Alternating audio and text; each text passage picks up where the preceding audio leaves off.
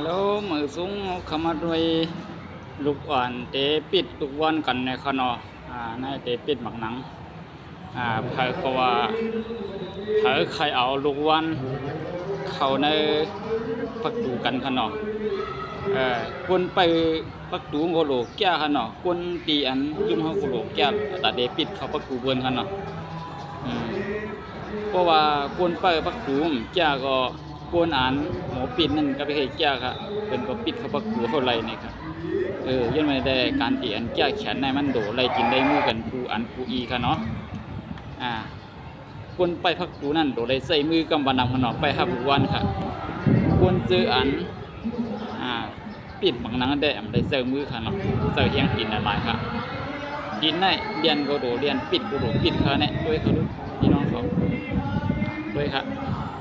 เป็นเสื้อไหนครับเขามาด้วย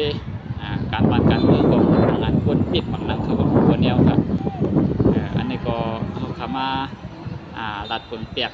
การเมืองเขาการอยู่เช่าคนเขาเนาะเพราะว่าได้กินได้มือกันลองพ่อมมีได้มันแก่หนาค่ะเนาะ